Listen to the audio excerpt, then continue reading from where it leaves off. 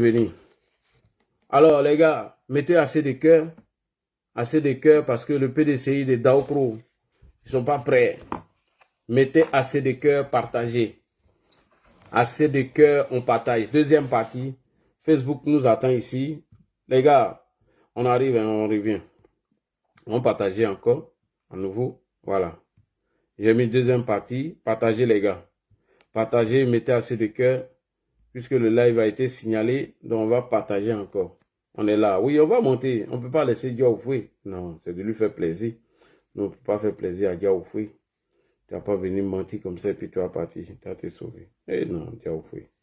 Partagez, partagez, partagez les gars. Partagez, partagez, partagez, partagez. Partagez. Ouais, partagez les gars, partagez. Partagez partout. On va répondre à la conférence de presse de Diaoufoué. Voilà. Partagez, partagez, partagez, partagez. Oui, partagez les gars, partagez, partagez seulement. On ne va pas laisser ça. Nous sommes en communication, c'est trop facile de venir mentir et vous allez vous sauver comme ça. PDCI. Vous ne pouvez pas mentir puis vous allez vous sauver. Partagez les gars, partagez, partagez, on partage, on fait assez de partage, on met les cœurs, les likes, tout ça. Vraiment TikTok, excusez-nous, hein. Facebook c'est coupé, donc on est en train de partager encore à nouveau. Et je pense que ça va être plus rapide maintenant. Partagez les gars, partagez, partagez. On va redémarrer, voilà. Partagez, partagez, partagez, partagez.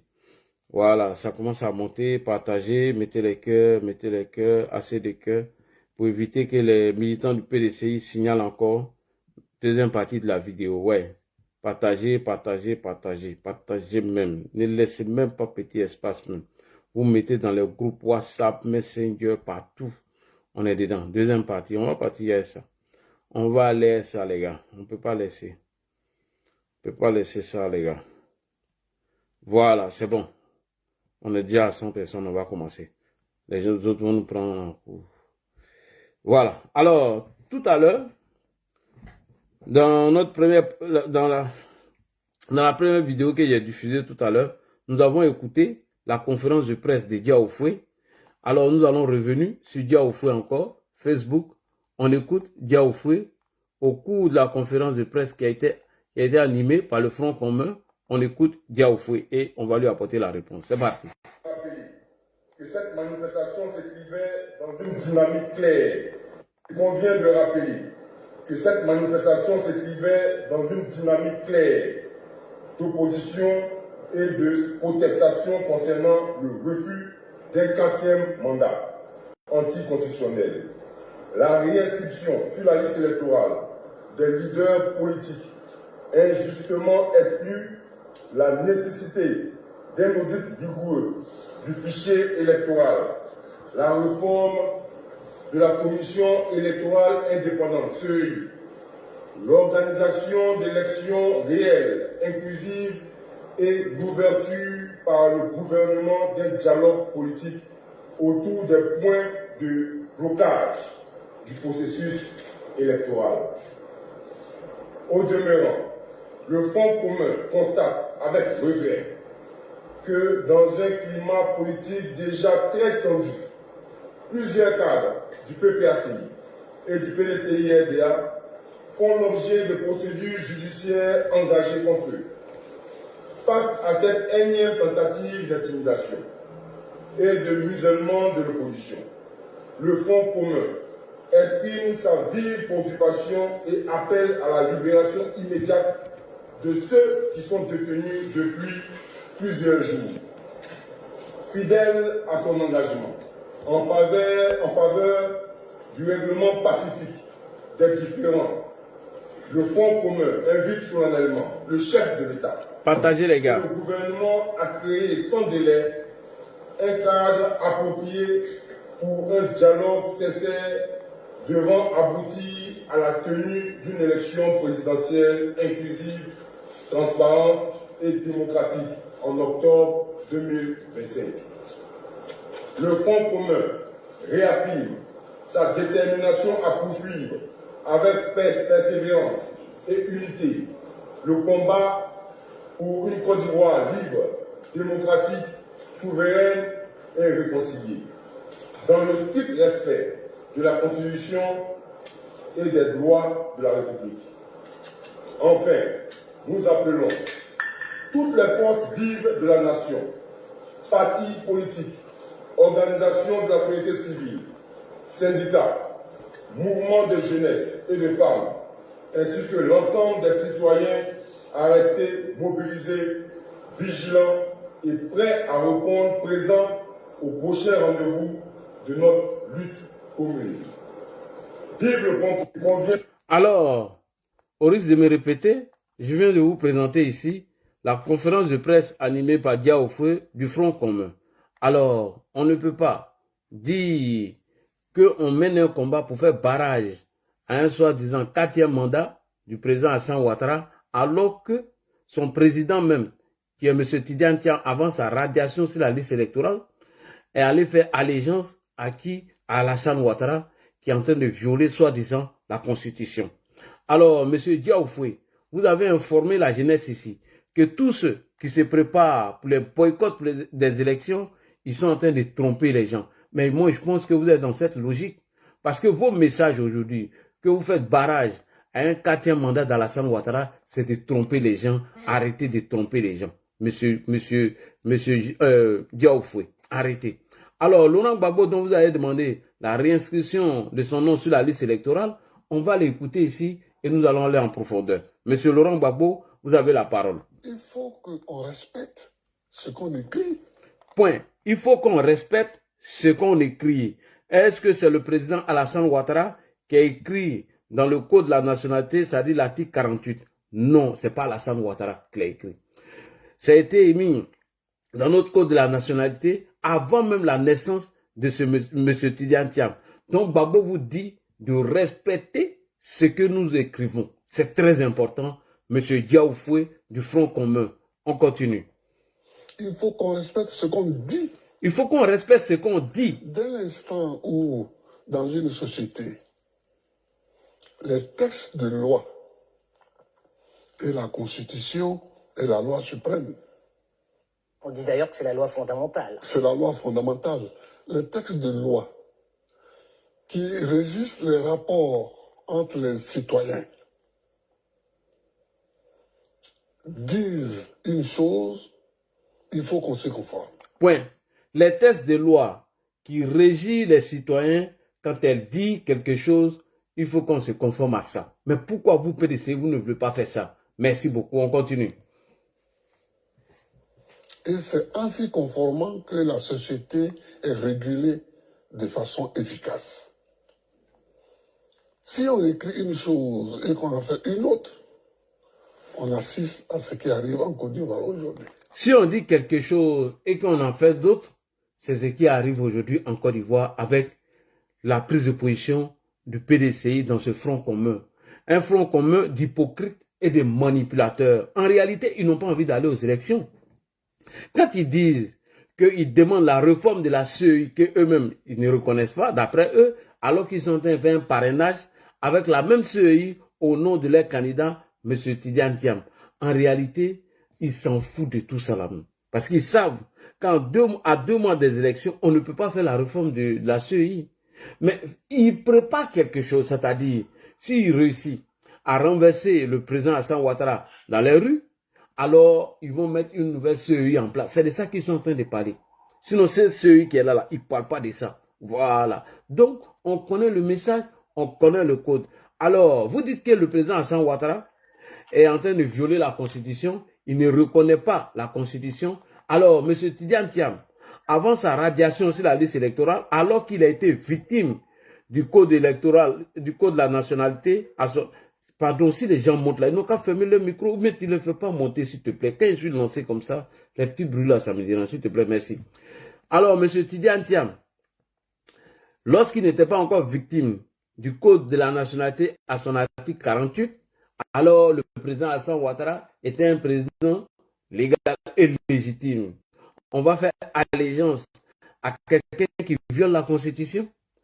Est-ce qu'on fait allégeance à quelqu'un qui ne respecte pas la Constitution? Alors, vous allez écouter M. Tidiane Tiam ici.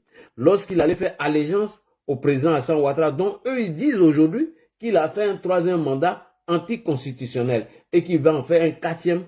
Voilà le but de leur combat. On écoute M. Tidiane Thiam, c'est très important. Je suis venu présenter mes respects au président, mais aussi le saluer en tant que... Je suis venu voir quoi? Tu es venu rendre visite au président. Ah bon? Donc il n'est pas légitime alors. Il n'a pas violé la Constitution. Ok. Père aîné, qui a toujours été pour moi, il a dit nous connaissons depuis des années, et solliciter une nouvelle fois ses conseils et ses avis dans la tâche qui m'est confiée à la tête d'un parti où lui-même a été, comme il vient de rappeler, le numéro 2. La philosophie commune du président Ouattara, du président Houphouët-Boigny, du président Bédié, c'est la paix et le dialogue dans ce pays. Le président Ouattara nous a assuré de son soutien, de sa disponibilité et de celle de l'État pour donner au président Bédié des obsèques dignes de la contribution qu'il a apportée à ce pays. Nous sommes des partis oufouettistes, tous les deux, et nous devons œuvrer ensemble pour continuer à guider la Côte d'Ivoire sur le chemin du développement et le chemin de la paix. Ok. Donc, M. Diaoufoué, vous êtes incohérent et vous n'êtes pas crédible. Vous et vos fronts communs, vous n'êtes pas crédibles. Comment est-ce que votre président, M. Tidiane Thiam, est allé faire allégeance à quelqu'un qui veut violer la Constitution et qui veut faire un quatrième mandat anticonstitutionnel, alors que la troisième, vous l'avez reconnu? Alors, vous n'êtes pas crédible, M. Diaoufoué, vous et vos fronts communs d'hypocrites, qui préparez en ce moment votre révolution afin de renverser le pouvoir. Mais nous, on serait là pour faire barrage. Alors, chers frères et sœurs, le 17 janvier 2025, M. Soumaïla Bredoumi nous a informé sur la chaîne télé Info 7 que M. Tidiane Thiam avait renoncé à sa nationalité française. Tout commence le 17 janvier 2025. On écoute M. Soumaïla Bredoumi, porte-parole du PDCI RDA. En train de vous parler. Mais dites-le alors. Monsieur Thiam n'a aucun problème. Je l'ai toujours dit, il n'a aucun problème d'éligibilité. Non, ça c'est une périphrase. A-t-il renoncé à la nationalité française? Monsieur Thiam est ivoirien. Il est électeur. Au moment où je suis en train de parler, il n'a aucun problème d'éligibilité. Vous dites au moment où je suis en train de vous... Ok. Soumaïla Bredoumi nous a informé le 17 janvier 2025 que M. Tidiane Thiam n'avait aucun problème de nationalité. Alors que le code électoral nous dit, pour être candidat à l'élection, il faut être exclusivement ivoirien. Et pour s'inscrire sur la liste électorale, il faut être ivoirien. Alors que M. Tidiane Thiam avait la double nationalité. C'est M. Atu Banga qui a dénoncé sur la chaîne NCI 2 semaines après, c'est-à-dire le 5 février 2025, pour informer les militants du PDCI que Thiam n'avait pas encore renoncé à sa nationalité. On va écouter M. Atu Banga. On va aller tout doucement pour déconstruire leur mensonge du Front commun de merde là. Leur Front commun où ils sont en train de préparer une insurrection là-bas. On connaît ce qu'ils sont en train de préparer. Allons-y, M. Atu Banga. Alors, je ne peux pas être candidat. Pourquoi? Parce qu'il n'a pas renoncé à sa nationalité française. Non, s'il vous plaît, monsieur. Je vous ai... S'il vous plaît, Arthur. Je suis très ferme. Je viens. Je vous pose une question Je vais répondre. pour l'avancée du débat. Est-ce qu'aujourd'hui, vous êtes en mesure de prouver que le président du PDCI-RDA n'a pas renoncé à sa candidature? Oui, à sa nationalité. À sa nationalité. Pas de candidature. Ah, pardon, à sa nationalité. À sa double nationalité. Oui. Vous avez des preuves? Je le dis de source très sûre, que je ne vais pas citer, mais quand tu as renoncé à la nationalité française, ça apparaît des journaux. Parce que le porte-parole, le porte-parole officiel du Parti démocratique de Côte d'Ivoire, sur une chaîne de télévision, a dit que le président Thiam avait la nationalité ivoirienne et qu'il serait éligible. Il n'a pas répondu à la question de renoncer à la nationalité. Il a joué avec ça. Il blague. Il blague. Monsieur Thiam, je suis en mesure de vous dire aujourd'hui que Monsieur Tidiane Thiam n'a pas renoncé à la nationalité française. Donc au moment où on est en train de parler là, je dis à tous les militants du PDCI, votre président là, il n'est pas exclusivement ivoirien. Et même ça me choque au-delà de la loi. Pourquoi ça me choque au-delà de la loi? Comment quelqu'un qui veut diriger les Ivoiriens, qui a décidé depuis décembre d'être président du plus grand parti de Côte d'Ivoire, calcule pour renoncer à sa nationalité? Je vous dis, il n'a pas renoncé. Bon, d'accord, très bien. Il n'est pas, et ça, c'est la première chose. Jusqu'à preuve du contraire, en tout cas. Je continue. On attendra. Oui, bien sûr. Allez-y, terminez. Donc, le PDCRDA a son président, qui n'est pas éligible au moment en train de parler parce qu'il a d'autres nationalités ivoiriennes et parce qu'il calcule. C'est clair, je suis très clair dessus, je le dis au militant du PDCRDA. Deuxième chose que je suis en train de dire, le PDCRDA, donc, a son problème de convention. Le troisième problème du PDCRDA, c'est la question bio. Voilà, donc aujourd'hui, un militant du PDCRDA, c'est pas... Ok.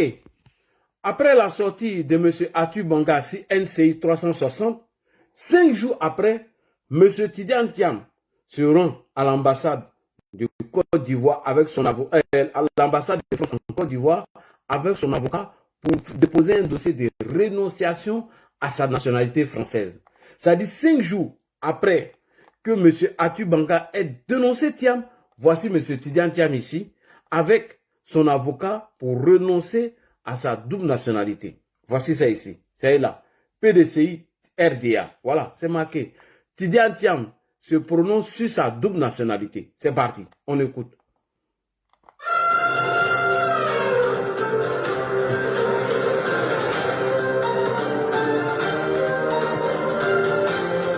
Bonjour. Comme vous le savez, en tant que président du PDCI RDA, je suis candidat à l'élection présidentielle de Côte d'Ivoire en 2025. Nous avons donc effectué ce matin, en compagnie de mes conseils, une démarche importante dans ce processus et qui était dans le calendrier de mon programme et de mon action et qui est prévu de longue date, qui a consisté à aller déposer ma demande donc de libération de la nationalité française, qui me permettra d'être exclusivement de nationalité ivoirienne au moment de l'élection, ce qui est une condition d'éligibilité. Donc je renouvelle ici mon engagement à œuvrer pour un véritable changement en Côte d'Ivoire, pour que les conditions de vie des Ivoiriennes et des Ivoiriens... C'est bon. Alors, on vient de voir M. Tidiane Thiam 5 jours après la sortie de Atu Banga en train de renoncer à sa nationalité française. Et que dit l'article 48 du Code de la nationalité? Perd automatiquement la nationalité ivoirienne tout Ivoirien majeur qui acquiert une autre nationalité de façon volontaire. Alors, lors d'un entretien de M. Tidiane Thiam avec Alain Foucault, le président du PDCI, M. Tidiane Thiam, dit qu'il n'avait pas connaissance de l'article 48 qui avait pour rôle de ne pas reconnaître la double nationalité, c'est-à-dire binationalité en Côte d'Ivoire. Thiam a dit devant Alain Foucault que lui n'avait pas connaissance de l'article 48 qui dit qu'on ne reconnaît pas la double nationalité dans notre pays. Ce qui veut dire l'Ivoirien majeur qui prend volontairement une autre nationalité perd la nationalité ivoirienne automatiquement. Donc on va écouter M. Alain Foucault poser la question à M. Tidiane Thiam s'il avait déjà entendu parler de l'article 48. On va écouter Alain Foucault qui pose la question à M. Tidiane Thiam si jamais il avait déjà entendu parler de l'article 48 de notre Constitution. C'est très important. Alors, on y va. On va venir démonter, déconstruire les mensonges de M. Tidiane Thiam. Petit à petit. Alain Foucault va lui poser la question. Écoutez bien, hein, les gars, écoutez. Aussi, à un certain niveau. Et quand on veut se présenter à la présidentielle, on doit connaître tous les textes. Ce qu'on vous reproche, c'est d'avoir obtenu une nationalité qui, de fait, annulait votre nationalité ivoirienne. Cet article 48, vous ne le connaissez pas? Je ne le connaissais pas. Comment vous pouvez Je ne connais pas la constitution ivoirienne, je ne connais pas le code de la nationalité ivoirienne par cœur. Et à chaque fois que j'ai fait des réunions, j'ai demandé dans la salle qui connaissait cet article. Personne n'a jamais levé la main. J'ai été interrogé par des journalistes ivoiriens, je leur ai demandé, ils ne le savaient pas. Aussi. Ok. Monsieur Tidiane Thiam est un menteur et un manipulateur. Je dis, je répète, n'en déplaise à qui veut l'entendre. Si vous voulez porter plainte contre moi, et je vais apporter mes preuves. Je n'ai pas peur de toi, monsieur Tidiane Thiam. Tu es en France, je suis en France. Tu peux prendre cette vidéo et porter plainte contre moi. Monsieur Tidiane Thiam est un menteur, un manipulateur. Vous venez d'écouter monsieur Tidiane Thiam dire qu'il n'était pas au courant de l'article 48, oui, qui interdit la binationalité, c'est-à-dire la double nationalité. Mais pourtant, dans une vidéo en 2020, il a dit Tidiane Thiam, oh là, tu as ramassé ton tuile là. Dans une vidéo qui date de 2020, M. Tidiane Thiam parlait bien de l'article 48. On peut venir mentir comme ça, c'est-à-dire tu dis quelque chose en 2020, en 2025, tu changes. On peut mentir comme ça? Non, mais ça me fait pitié. Quelqu'un qui aspire diriger la Côte d'Ivoire de demain, il vient mentir. Tidiane Thiam est un menteur. Donc vos fronts communs là, vos fronts communs est basé sur le mensonge. Dans une vidéo qui date de 2020, M. Tidiane Thiam parlait de l'article 48 qui interdit la double nationalité. Oui, j'ai dit, je répète. Dans une vidéo, en 2020, Thiam qui a dit devant Alain Foka qu'il n'avait pas connaissance de l'article 48, il ment. C'est un gros mythomane.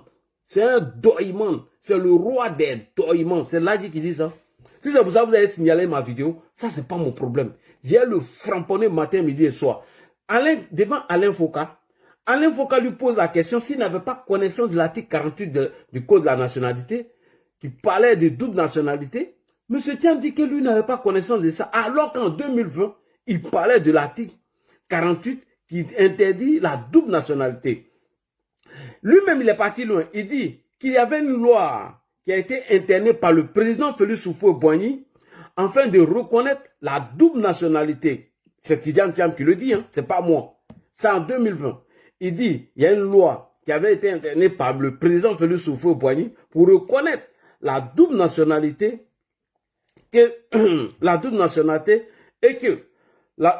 le vote de cette loi qui devait être mis en marche par le président Félix Houphouët-Boigny avait échoué.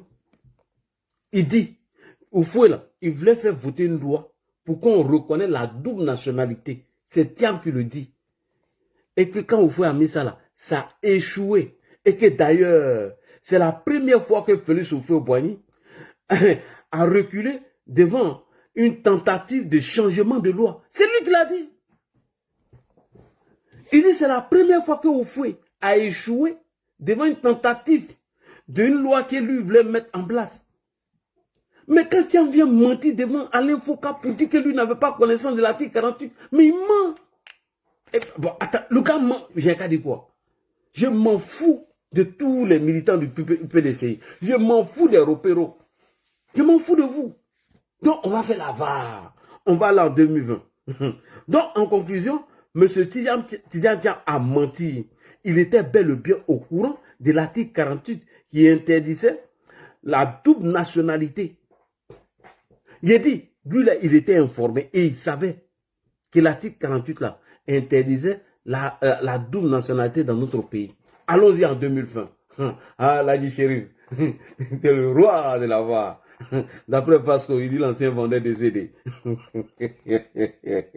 Allons-y en 2020. Partagez la vidéo. Envoyez ça à M. Tidiane Thiam. Envoyez ça au PDCI. Nous sommes en 2020. M. Tidiane Thiam devant Alain Foka a menti. Il dit qu'il n'avait pas connaissance de l'article 48 du Code de la nationalité qui dit que tout Ivoirien qui prend volontairement notre nationalité perd automatiquement sa nationalité ivoirienne. Mais Thiam a dit que lui ne connaissait pas cet article.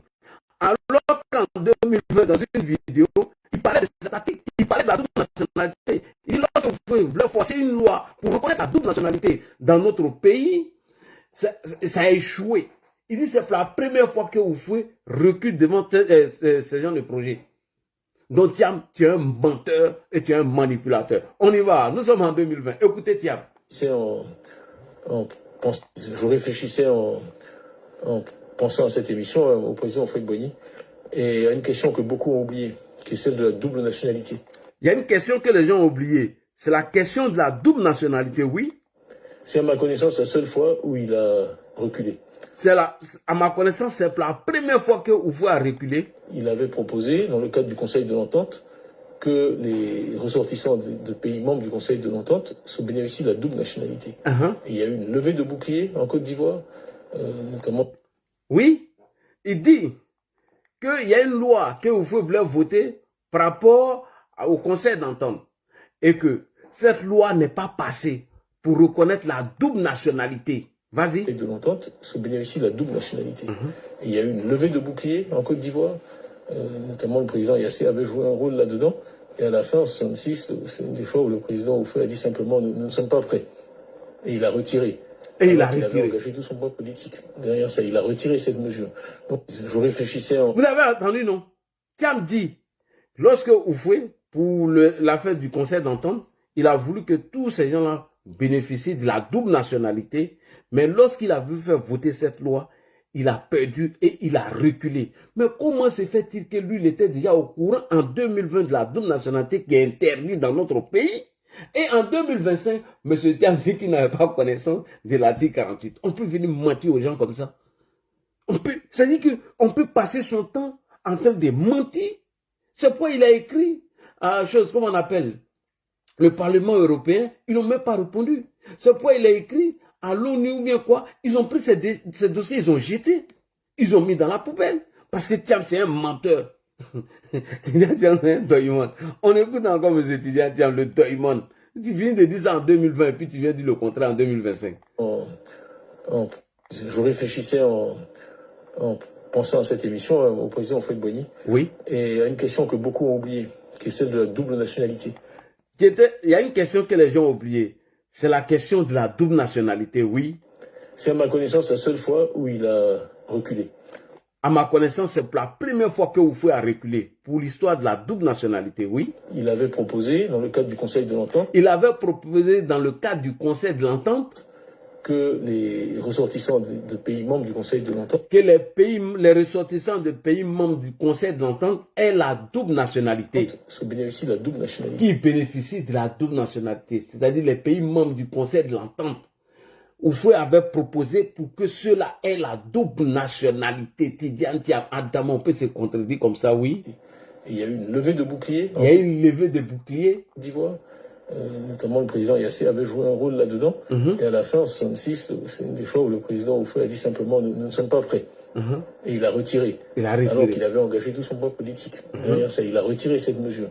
Donc ils ont retiré cette mesure. Pour le Conseil d'entente, ils voulaient que les pays membres du Conseil d'entente puissent bénéficier de la double nationalité. Et c'est pour la première fois quand Houphouët a proposé cette loi, il a échoué. C'est pour la première fois que Houphouët a reculé devant. Mais Thiam a dit ça en 2020. Quand on vient s'asseoir devant Alain Foka en 2025 pour dire qu'on n'avait pas connaissance de l'article 48 qui parle de la double nationalité, c'est Thiam, pardon. Vieux père, je te respecte, mais tu es un doyman. Là, ok, tu veux ça.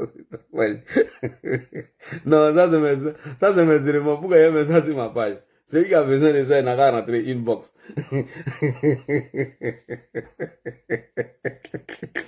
Les gens de PDC vont me frapper aujourd'hui. Les gars, c'est mon live. Mettez le cœur pour l'Adji. On n'est pas l'Adji pour rien.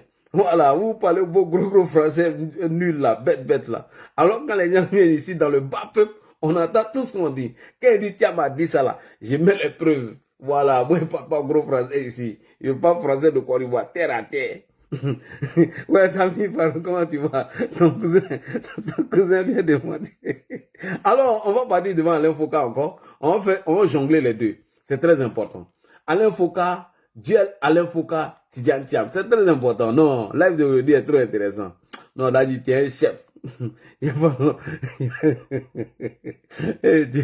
Thiam dit, il va voter plainte contre nous. Faut poser plainte. C'est moi qui ai joué ça. Alors, viens ici. Tu es devant Alain Foka. Il est où même? Tiens, viens ici. Non, le gars là, il ment trop. Qu'il faut partager, tu amènes ça sur ta. Ça ici, c'est à moi. Celui qui a besoin, il va lui donner. Je suis parti jusqu'en 2020. Le gars ment trop. Je vous ai dit, de faire attention. Quand vous attaquez l'Adji, il y a des vidéos, c'est des missiles de longue portée. Je vais rester dans ma base ici pour te frapper. Puis 2025. Monsieur Tidiane Thiam face à Alain Foka. On écoute. C'est parti. Il dit qu'il n'est pas au courant de la double nationalité ivoirienne. C'est parti. À un certain niveau. Et quand on veut se présenter à la présidentielle, on doit connaître tous les textes. Ce qu'on vous reproche, c'est d'avoir obtenu une nationalité qui, de fait, annulait votre nationalité ivoirienne. Cet article 48, vous ne le connaissez pas? Je ne le connaissais pas. Comment vous pouvez Je ne connais pas la constitution ivoirienne, je ne connais pas le code de la nationalité ivoirienne par cœur. Et à chaque fois que j'ai fait des réunions, j'ai demandé dans la salle qui connaissait cet article. Personne n'a jamais levé la main. J'ai été interrogé par des journalistes ivoiriens, je leur ai demandé, ils ne le savaient pas. Aussi. Voilà. À un certain niveau. Et quand on veut se présenter à la présidentielle, on doit connaître tous les textes.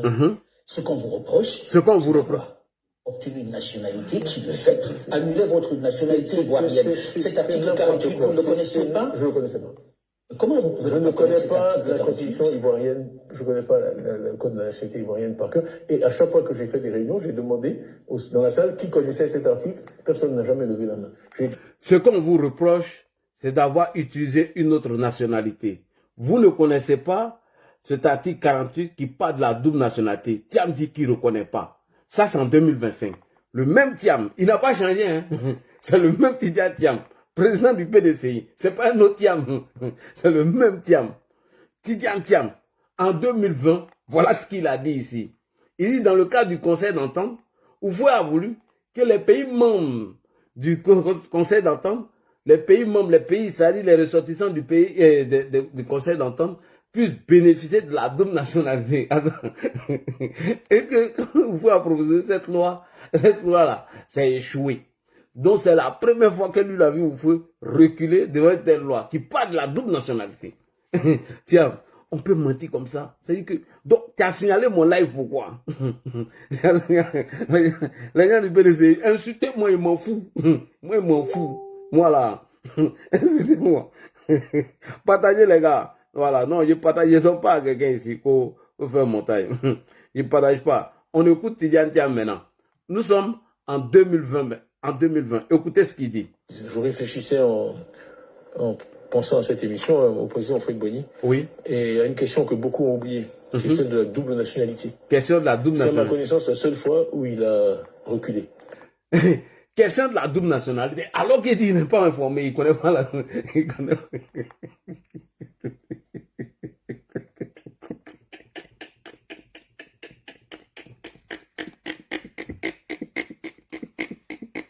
Excusez-moi les gars, pardonnez. Moi là, il montre, c'est un mythomane. Le gars là, c'est un menteur, c'est un doyman. Allons-y, Tidjane Thiam. En pensant à cette émission au président Houphouët-Boigny. Oui. Et à une question que beaucoup ont oubliée, qui est celle de la double nationalité. C'est de la double nationalité. C'est à ma connaissance la seule fois où il a reculé. À sa connaissance, c'est la première fois que Oufoué a reculé. Il avait proposé, dans le cadre du Conseil de l'Entente, que les ressortissants de pays membres du Conseil de l'Entente se bénéficient de la double nationalité. Que les ressortissants des pays de l'Entente puissent bénéficier de la double nationalité. Et il y a eu une levée de bouclier. Notamment le président Yassé avait joué un rôle là-dedans. Et à la fin, en 1966, c'est une des fois où le président Oufoué a dit simplement nous ne sommes pas prêts. Voilà. Jusqu'en 1966, Oufoué a dit que nous ne sommes pas prêts. Il a reculé. Et toi, tu viens nous dire en 2025 que toi, non, mais voilà, maintenant, je fais pitié. Alors, on continue. Monsieur Dia Oufoué, dans vos fronts communs d'hypocrites et de menteurs et de manipulateurs, mais tu demandes la réinscription du nom de Laurent Gbagbo sur la liste électorale. Ah, vraiment, est-ce que vous êtes sérieux même? C'est que les repéros là, vous n'êtes pas sérieux. Quand dans leur conférence de presse de merde qu'ils ont produit, M. Dia Oufoué dit qu'il faut la réinscription du nom de Laurent Gbagbo sur la liste électorale, alors que son patron Tidjane Thiam a reconnu en 2010 que Gbagbo a perdu les élections. Je répète, M. Dia Oufoué, dans le cadre de la conférence de presse du Front commun, demande la réintégration sur la liste électorale du nom de M. Laurent Gbagbo.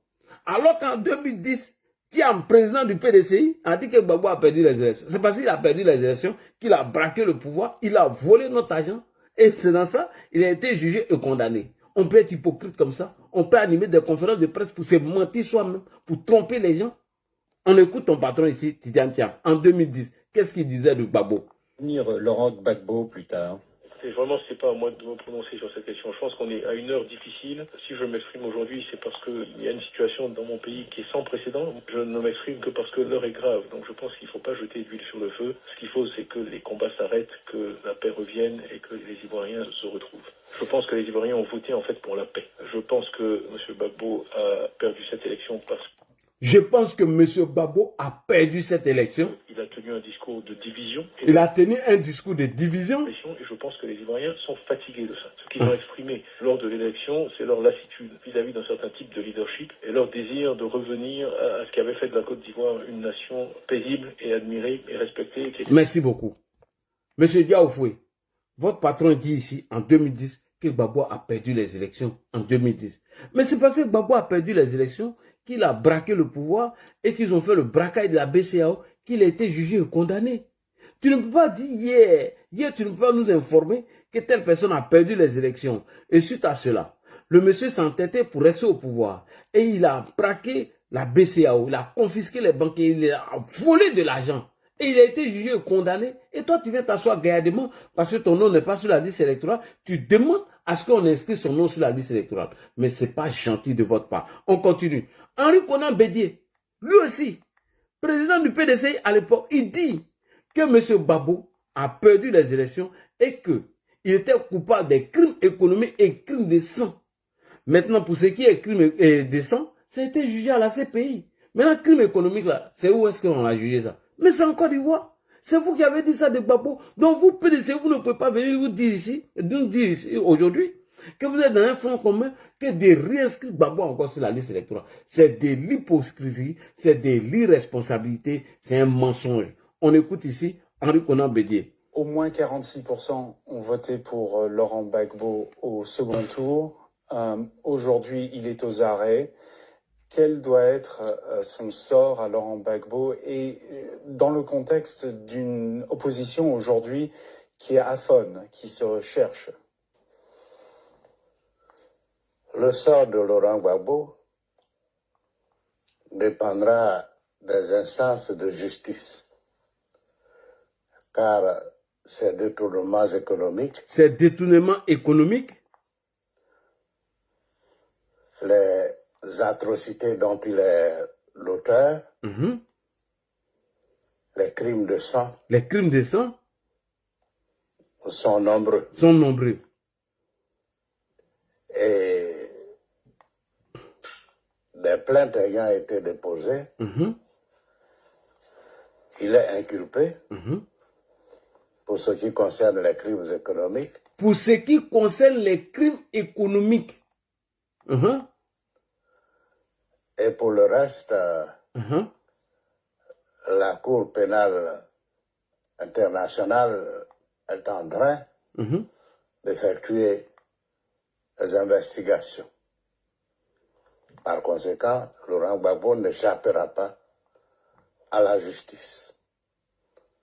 Mais pour qu'il ait un jugement équitable, nous préférons qu'il soit jugé à la Cour pénale internationale, ou au tribunal pénal. Ok. Il a été jugé à la Cour pénale internationale pour les crimes de sang dont il a été acquitté. Alors, pour les crimes économiques, il a été jugé en Côte d'Ivoire. Il a été coupable puisqu'il a perdu les élections d'après vous, PDCI, Thiam et Bédié, que le monsieur a perdu les élections. Il a braqué le pouvoir, il a commis des crimes économiques et il a été condamné pour ça. Vous venez vous asseoir gaillardement devant nous au nom du Front commun de réinscrire son nom sur la liste électorale. Est-ce que vous êtes sérieux là? Est-ce que ça va chez vous? Allons-y sur le troisième, Guillaume Soro. Guillaume Soro aussi, il a dit la même chose. Il dit Laurent Gbagbo a perdu les élections, il a braqué le pouvoir et il a volé notre argent. Et c'est vous là qui demandez la réinscription de Laurent Gbagbo sur la liste électorale. Sous prétexte, vos fronts communs, vous allez les mettre en marche afin de créer le désordre. Ah bon? Donc vous êtes hypocrite entre vous là-bas? On écoute Guillaume Soro. Monsieur le Premier ministre, aujourd'hui dans ce combat, il y a des décisions qui ont été prises pour asphyxier financièrement le régime de Laurent Gbagbo. Est-ce que vous pensez que ces décisions vont porter leurs fruits? D'autant plus qu'aujourd'hui, on assiste de plus en plus à la fermeture de certaines banques, ce qui pourrait déstabiliser l'économie ivoirienne. Alors, évidemment, M. Gbagbo ne nous laisse pas le choix. Nous avons pris un certain nombre de mesures d'asphyxie financière, notamment l'interdiction de l'exportation du cacao. Mais en ce qui concerne la fermeture des banques, on ne peut que s'en prendre à M. Gbagbo. En assiégeant la BCEAO à Abidjan, avec des chars et des kalachnikovs, évidemment, Gbagbo a milité pour la fermeture des banques. Parce que quand vous assiégez, réquisitionnez d'abord et vous assiégez la BCEAO, le premier effet, c'est qu'il n'y a plus d'émission de nouveaux billets. Et quand il n'y a plus d'émission de nouveaux billets pour le compte de la BCAO à Abidjan, tous les billets qui sont à la BCAO sont servis aux banques et les billets ne sont plus recyclés. Parce que tant que votre siège est à la BCAO, les populations qui viennent retirer leur argent dans les banques n'ont plus confiance et ont tendance à garder leur argent à la maison. Première raison. Deuxième raison, les banques même qui ont eu le courage de maintenir leur guichet ouvert se sont vus confrontés à l'insécurité provoquée par M. Gbagbo. Les militaires avec les Kalachnikovs venaient les chercher pour les obliger à faire des compensations manuelles. Or, vous savez que l'argent n'aime pas le bruit, surtout des armes. Donc, les banques se sont trouvées en insécurité physique et même juridique en Côte d'Ivoire. Parce que quand vous avez une BCAO illégale, une banque qui du point de vue du droit doit respecter certaines règles, est en difficulté pour continuer de travailler. Donc, c'est M. Gbagbo lui-même qui a fermé les banques.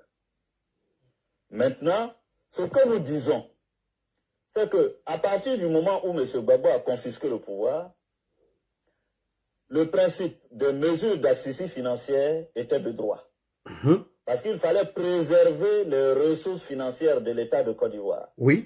Parce que si nous ne prenions pas ces mesures, toute cette manne financière serait rentrée dans les mains de Gbagbo, pas pour construire des écoles, des centres de santé, mais pour acheter des armes. Et dans le contexte actuel, on ne pouvait pas laisser toute cette manne financière aux mains de Gbagbo pour s'acheter des armes. Pourquoi faire? Sûrement pour tuer des Ivoiriens. Donc, nous avons pris ces mesures pour préserver les ressources financières qui sont là, en Côte d'Ivoire. Quand le gouvernement légal et légitime sera installé, ce sera autant d'argent que nous allons consacrer à la construction d'écoles, de centres de santé, de forages, de pompes à eau, d'électricité au bénéfice des populations. Merci beaucoup. Donc, dans votre front commun là, vous êtes tous des hypocrites. Et j'ai peur pour la jeunesse instrumentalisée, la jeunesse que vous voulez utiliser afin de mener vos combats là. Vous êtes tous des hypocrites. Vous ne pouvez pas dire ça de Gbagbo hier, qu'il a perdu les élections, il a braqué le pouvoir, il a braqué la BCAO. Et ce monsieur, suite au braquage de la BCAO et tout ce qu'il en suit, il a été jugé et condamné pour ses faits. Et demain, aujourd'hui, vous asseyez passer un front commun, on n'a qu'à mettre son nom sur la liste électorale. Donc, vous nous emmerdez avec vos fronts communs. Alors, voici la stratégie finale du Front commun pour leur insurrection. C'est pour tester la mobilisation de leurs militants que le PPACI et le PDCI, avec le FPI, sous la direction de Guillaume Soro, ils essaient de multiplier les meetings et les manifestations. Je répète encore, je vais vous montrer leur stratégie de coup d'État, le Front commun, dirigé par le PDCI, le PPACI et le FPI. Donc, ils vont faire des tests de mobilisation pour faire des meetings et des manifestations, afin de voir comment est-ce que la base est prête pour eux, et ils vont lancer maintenant leur stratégie. La guêpe, Maïmouna Kamara dit la guêpe, la Godjoudrani, elle va vous expliquer maintenant la stratégie. On écoute la guêpe et je vous donne le micro. Quoi pour lancer le mot d'ordre? Vous voulez que le sang des Ivoiriens coule d'abord avant que vous lancez le mot d'ordre? Hier, on a fini. La sortie d'hier est finie là. On a commencé à arrêter encore des gens du PPAC. On a arrêté les gens du PPAC. Là, le mot d'ordre devait être donné par nos dirigeants. Et moi, la gueule, je commence à être fatigué. Parce que vous devez prendre vos responsables. Vous attendez quoi pour donner le mot d'ordre pour que les Ivoiriens prennent leur destin en main, sortis dans tous les coins et tous les recoins de la Côte d'Ivoire. Hier même, on ne devait même plus rentrer. Aucun Ivoirien qui était hier sorti ne devait rentrer. On devait prendre les rues. Nous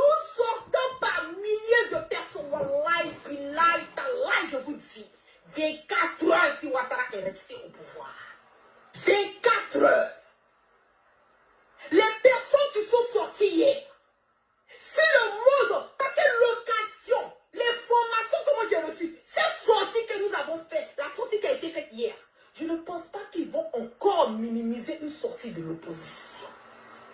Mais ils se sont rendus compte que hier, il y a eu plus de combien de millions d'Ivoiriens qui sont sortis. Hey, c'est un message fort. Un message fort qui a été donné à Ouattara. Un message fort qui a été donné à ces gens qui soutiennent Ouattara. Le monde est sorti là. C'était l'occasion pour nos leaders, Guillaume Soro, le président Gbagbo, Tidjane Dia, de donner le mot d'ordre. Tant que le nom de ces trois dirigeants ne sont pas sur la liste électorale, les Ivoiriens ne rentreront pas chez eux dans la liste. Vous pensez que l'armée, les militaires, ce sont des êtres humains. Ils ont leurs enfants, ils ont leurs femmes, ils ont leurs soeurs, ils ont leurs cousins, ils ont leurs cousines. Parmi ces plus de 3 millions de personnes qui étaient sur le pouvoir hier. 3 millions. Vous avez déconné. Quoi d'autre Ouattara doit faire encore pour vous montrer que ce monsieur est un vampire qui ne changera pas? Qu'est-ce que Ouattara doit faire encore pour vous montrer que il n'est pas prêt à laisser, il n'est pas prêt au dialogue? Ouattara n'est pas venu sur un terme de dialogue, il est venu sur le sang des Ivoiriens, il est venu par les armes, il est venu par la force, il est venu par tout ce qui est néfaste. Il ne peut pas partir dans la paix. Hier était l'occasion donnée à nos leaders de saisir et de lancer le mot d'ordre. Parce que plus de 3 millions de personnes étaient dans les rues. Ils n'avaient pas le contrôle. Ils n'avaient pas le contrôle. Ils ne pouvaient pas contenir. Et une fois que le mot d'ordre allait être donné par nos leaders, les gens allaient sortir de tous les coins, tous les recoins et rentrer sur Abidjan. 24 heures, Ouattara allait partir. Vous pensez que cette occasion-là, Ouattara va redonner encore l'occasion à l'opposition de sortir? Alors, en conclusion, les mobilisations qu'ils sont en train de faire, c'était un test pour voir comment est-ce qu'ils pourront lancer leur insurrection. Donc, toutes ces conférences de presse, organiser ça et là, faire des tournées, en réalité, c'est pour vous tromper. C'est pour vous tromper, d'autant plus que eux-mêmes, ils n'avaient pas l'intention de rentrer hier. Donc, cette conférence de presse du Front commun, moi je dis et je dénonce qu'il y a beaucoup d'incohérences, il y a beaucoup de mensonges dedans. Merci beaucoup, je m'arrête là. Vous avez la parole. Alors, pour ce qui est le frère Alassane Gondobo, je ne sais pas comment est-ce qu'on pourra gérer ça. Donc, si certains ont des idées, qu'ils apportent leurs idées ici, oui, on verra ce qu'on peut faire. Mais ce que je sais, et qu'ils ne peuvent pas le transporter de l'ambassade à l'aéroport, le faire sortir. Non, non, non, non. Ça, je suis convaincu de cela. Il ne peuvent pas. Il peut s'opposer même. Il peut dire sa vie en danger, il ne va pas.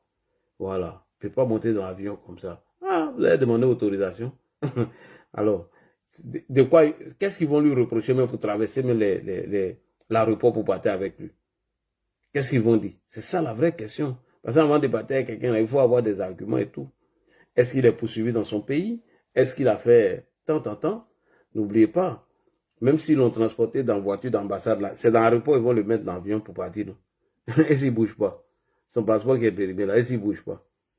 Si les États-Unis lui donnent un quitter territoire, oui, il peut partir. Il peut arriver à l'aéroport et puis ses bras qui dit il ne bouge pas, puis il n'y a rien. On ne peut rien le faire. On ne peut pas le prendre de force pour l'envoyer. Puisqu'il faut montrer un mandat et les délits qu'il a commis avant de traverser l'aéroport. C'est là qu'ils vont taper poteau. Donc le mieux pour Ibé Cacao, c'est de libérer Alassane Gondobo. Parce que s'il échoue à l'aéroport, c'est fini. Pour t'envoyer, il faut des motifs. Quelqu'un qui n'a pas de passeport, est-ce qu'il veut voyager de lui-même? Il y a la police de la frontière, il y a tout. Il parle bien l'anglais. Il va expliquer le problème là-bas, puis on le laisse. On ne peut pas le prendre de force pour aller. Voilà. Donc, moi je pense que pour l'heure, on doit se calmer, trouver une solution et demander à Ibé de le libérer. Sinon, il ne peut rien faire à Alassane Gondobo. Soyez tranquille, il ne peut pas sortir élu. Tu ne peux même pas même. Même moi-même, il ne peut pas sortir avec Gopio. Moi-même, moi seul, il ne peut pas sortir les enfants. Bon, mais toi, mais ton propre enfant, tu ne peux pas sortir avec lui. C'est pas quelqu'un d'autre. Moi, je sortais ici, là. Je suis arrivé à l'aéroport pour la première fois. J'ai donné mon passeport. Le policier là m'a demandé, il dit visa. Il dit, mais moi, il ne prend pas visa, ça ne va pas chez lui ou quoi. Il dit, mais si tu n'as pas visa, tu ne peux pas sortir. Il dit, pourquoi?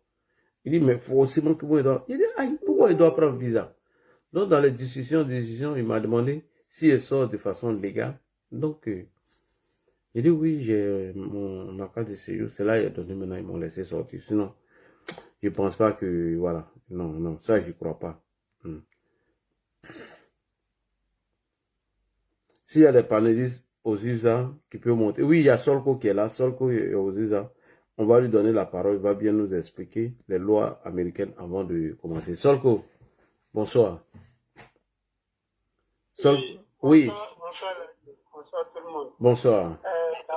Voilà, je pense que notre frère va rentrer dans ses droits et puis ils ne vont pas le laisser sortir parce que les États-Unis ne vont pas permettre ça. Aller au Burkina, tu as vu la situation au Burkina là. Ils vont pas accepter. Déjà, laissons même le côté IB Cacao. Déjà, le Burkina est sous contrôle terroriste. Donc, on ne peut pas laisser un citoyen qui est libre comme ça aller dans un pays où c'est le terrorisme qui domine. Et je ne suis pas sûr qu'ils vont laisser. Maintenant, en ce qui concerne les papiers administratifs, je pense que d'abord, il est considéré comme un Burkinabé, soyons clairs. Bon, il peut avoir un papier. Je ne sais pas, qu'est-ce qu'il a. Moi, la question me pose d'abord, qu'est-ce qu'il a amené même à l'ambassade? Effectivement, moi, c'est la question que je me pose. Il n'est pas en position de voyager. Moi, pour dire, bon, vraiment, il y a beaucoup de personnes parmi nous qui ont leur passeport périmé. Et puis, tu juste à parler dans ton pays, là, tu peux prendre, tu sais, des vols, tu peux prendre sans qu'on ait où ton passeport est périmé, tu peux rentrer et puis aller faire. Mais c'est pas, je pense que s'il va rentrer dans ses droits, ils vont pas. Moi, je suis sûr d'une chose, c'est que les États-Unis ne vont jamais accepter qu'ils partent avec lui au Burkina, jamais. Ça, je suis sûr de ça. Ouais. Si tu es papier ou pas, en tout cas, ils ne vont pas accepter. En tout cas, s'ils tapent ces poteaux-là, le gars va les faire marcher les réseaux. Non, ils ne vont pas accepter. Là, moi, ça, je suis sûr de ça. Parce que c'est un pays qui respecte tellement le droit de. Qu'il ait papier ou pas, ils ne vont pas accepter qu'ils partent. Oui. Voilà, parce que sa vie est plus que risquée. Au moins, je prends un cas, la Côte d'Ivoire en paix, il n'y a pas de théorie, il n'y a rien. Voilà. Et puis la Côte d'Ivoire n'est pas sûre. Même s'ils viennent avec un mandat d'arrêt, tout, ils ne vont pas accepter, non? Parce qu'ils peuvent fabriquer tout ça. Hein? Mandat d'arrêt, même cela même va permettre à ce que, s'il n'a pas la nationalité américaine, va renforcer à ce qu'il ait la nationalité américaine. Parce qu'il va dire, vu mes critiques envers le pouvoir, voilà pourquoi ils veulent m'amener. Et si je vais, c'est ma vie qui est en danger. Les États-Unis ne jouent pas avec ça. Cela même va permettre à ce qu'il ait même ses papiers rapidement même. Voilà, donc c'est pour dire, en tout cas, ils ne vont pas accepter. Voilà. Prochainement, tous ceux qui sont dans ce genre de situation-là, vraiment, si vous n'êtes pas en position de voyager, passeport périmé, tu peux circuler avec ça aux États-Unis. Ça fait, en tout cas, si c'est ton pays d'origine, ton passeport est périmé, est-ce qu'ils demandent ton passeport? Ils demandent d'abord les papiers américains, tu ajoutes, tout. Mais si tu es en position de voyager, il faut prendre des renseignements. Ça peut être dans ton pays, il y a des papiers. Il y a des vols, tu peux prendre, même avec ton passeport périmé, tu peux prendre pour aller dans ton pays. Voilà, par exemple, pour aller en Côte d'Ivoire, tu peux prendre, je ne sais pas faire publicité, tu peux prendre Éthiopienne, ton passeport est périmé ou c'est pas périmé, ils vont accepter. Seulement, tu as le visa, et puis tu es ivoirien, tu vas dans ton pays, et ils n'ont pas de problème avec. Voilà un peu mon point de vue sur ce sujet. Maintenant, pour revenir au sujet, je ne sais pas s'il y a d'autres questions sur ce sujet-là. Hein. Là, comme ça, je vais faire une transition, aller directement le sujet du jour. D'abord, moi, je m'indigne, hein. Vraiment, je m'indigne beaucoup, parce que dans leurs différentes sorties, on ne voit plus le nom de Charles Blé Goudé associé. Donc, on demande la réinscription de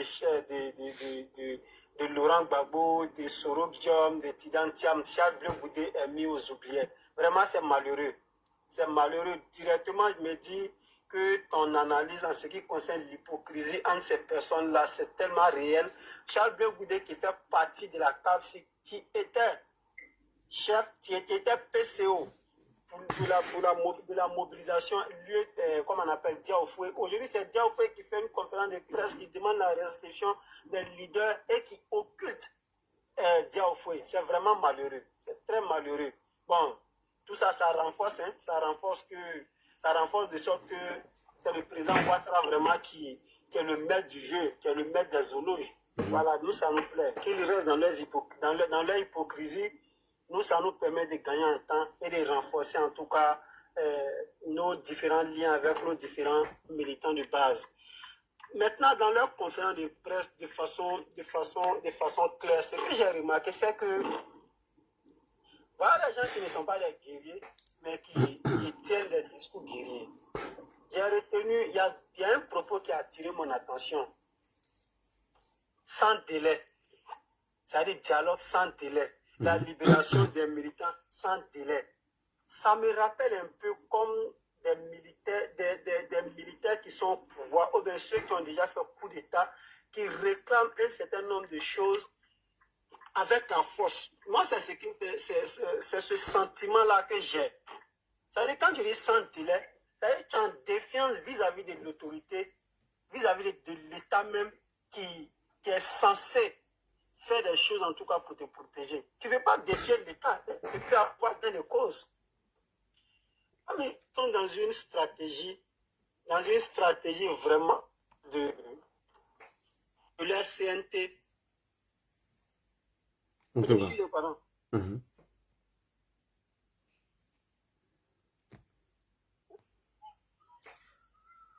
Bonsoir encore à tous. Bonsoir. Comme ils sont dans une stratégie de leur CNT. Excusez-moi, je vais chuter tout à l'heure. Ils sont dans une stratégie de leur CNT. Donc, du coup, il faut attirer toutes les attentions sur eux, c'est-à-dire l'attention de la communauté internationale, parce que je ne dirais pas la communauté nationale, communauté, bon, de leur communauté internationale. Parce que tu ne veux pas être dans des discours guerriers, pour ma part, et puis avoir gain de cause. L'État, c'est la norme supérieure. Voilà, en ce qui concerne la gouvernance dans un pays, c'est la norme supérieure. Tu ne peux pas les défier et puis avoir gain de cause. Et dans leur conférence de presse, c'est des discours guerriers que moi j'ai entendu. Et c'est le mot qui a plus attiré mon attention, c'est ce que j'ai dit. Tu ne peux pas demander la clémence de quelqu'un et puis dire sans délai. Je ne sais pas si vous vous rappelez un peu du discours d'Ibrahim Kakao. C'est le porte-parole d'Ibrahim Kakao disant le rapatriement du corps d'Alain Faso sans délai. C'est-à-dire ça, c'est insensé. Vous savez que vous n'êtes pas en règle. Maintenant, vous demandez la faveur de quelqu'un qui a le pouvoir, puis qui est en règle de faire quelque chose, c'est-à-dire sous contrainte, ou de faire quelque chose qui ne va pas vraiment dans le bon sens du bon fonctionnement de l'État. C'est grave. Moi, j'appelle à la vigilance de nos autorités, d'être restées vigilantes. Je pense que nos autorités sont vigilantes. Ils sont plus que vigilantes. Voilà. Mais cela n'empêche pas de doubler encore de vigilance. Là, nos forces de sécurité, vraiment, qu'ils renforcent encore la sécurité. Ils n'ont qu'à renforcer la sécurité. Parce que ceux-là, vraiment, mes propos m'engagent. Ceux-là, ils sont capables de tout. Ils sont capables même de se transformer en terreau pour attaquer même leur propre pays. Et même leur propre pays. Parce qu'ils sont dans la détestation continue et perpétuelle. Dans la contestation, détestation perpétuelle. Parce que le président Ouattara qui est là, quoi qu'on dise, il a plus de 80 ans. Il a déjà dirigé. Au moins, depuis 1993, quelque chose est dit, ça n'a pas abouti. Il est en train de faire un sacrifice que nous lui avons demandé. Maintenant, comment détester un individu au détriment même de vous-même, votre propre pays? Est-ce que ça n'a pas de sens pour ma part? Ça n'a pas de sens. Le président Ouattara, tout ce qu'il est en train de faire, c'est pour la Côte d'Ivoire. Il ne va pas aller avec ça quelque part. Maintenant, ne vous